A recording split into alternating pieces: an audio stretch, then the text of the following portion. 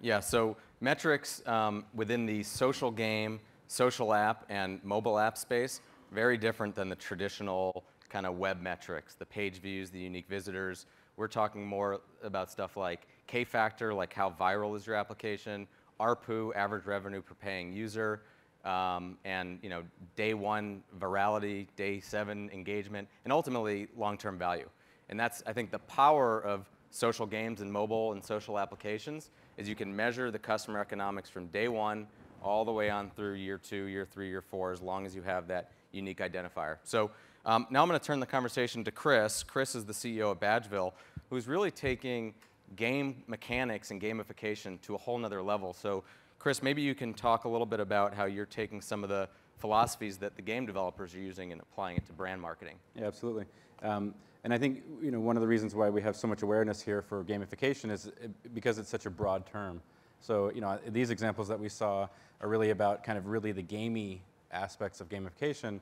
I would characterize maybe on the other end of the spectrum anything that really modernizes your experience, makes your experience social, is focused on engaging and retaining your users and your audience, and encourages and motivates and inspires your audience to connect with you more deeply, all falls under the definition of gamification. And we work with retailers, community sites, content producers.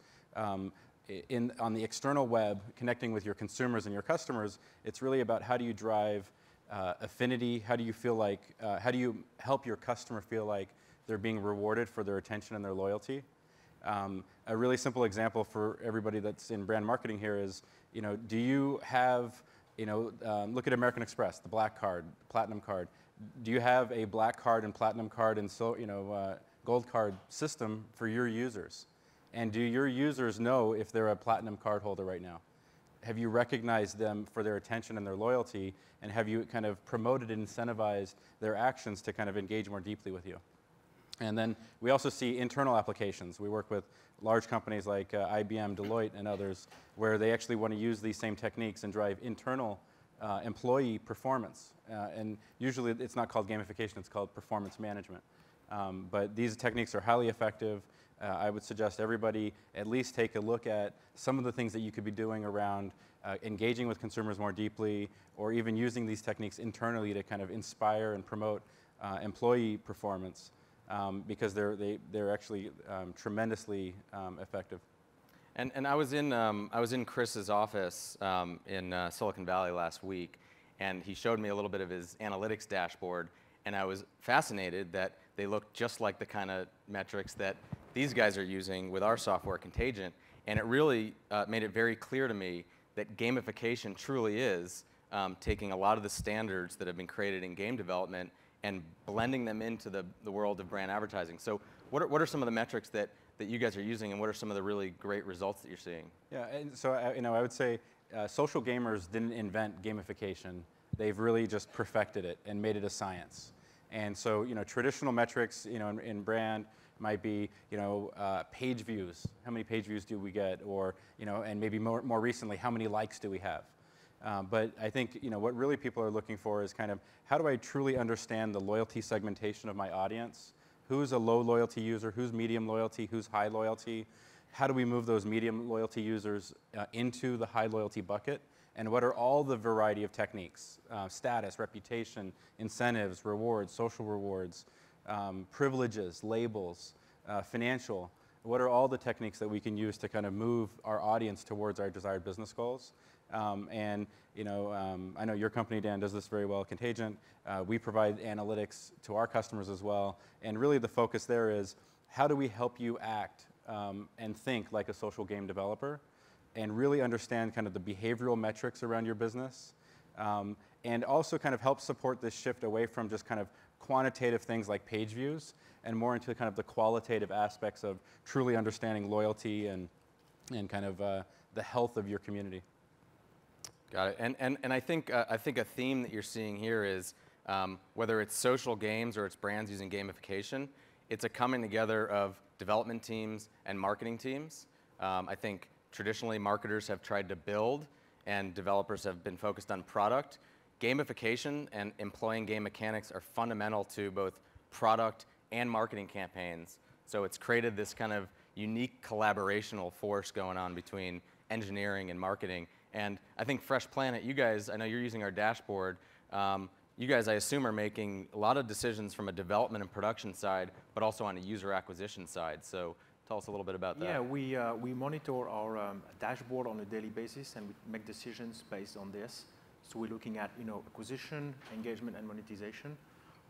And we use a lot of funnels, for example. We try to identify where players are dropping. Is it in level 5, level 6, or is it when we ask them something specific in the game? And then we make assumptions on why something is wrong in the game, and then we test different solutions, and we do lots of A/B testing, ABC testing, for example. And when we find the right development, then we keep it and we move on to the next problem to solve.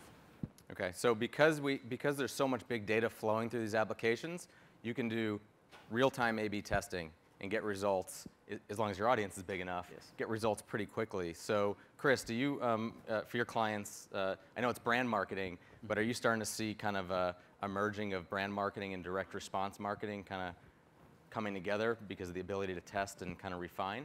Well, it's not just the testing, but then I think that data is now surfacing hugely actionable opportunities for customers. So for example, if you can start to identify which groups of your audience are lapsing, and that if you could just kind of reach out and prod them or touch them or kind of move them along to re-engage, what if you could use these technologies to kind of surface those opportunities? And so that might trigger, maybe an email campaign or some other kind of activity to kind of bring them back right before they've turned into, let's say, a dead user. And so social gaming does this really well. They've kind of turned it into a science. And I think now brand marketers are starting to realize that I think all of this is under the guise of how do we start to measure and influence behavior and really maximize engagement with our audience. Right, okay.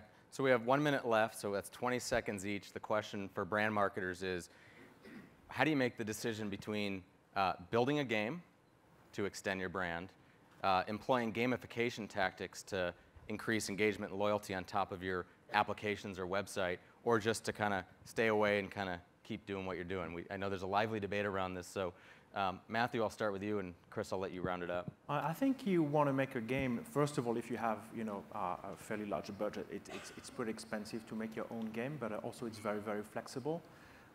It lasts a very, very long time, and you can learn a lot by doing your own game, and the flexibility is amazing. Okay, Lee? Well, I think in part it depends upon your objectives.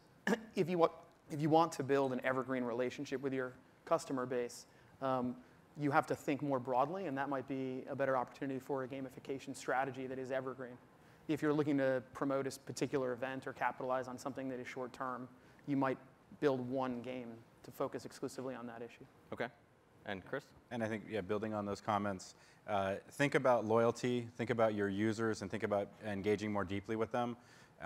And I guess assess, do we have an experience that really kind of engages our customer for the long term, and how can we really motivate and inspire that? And use metrics.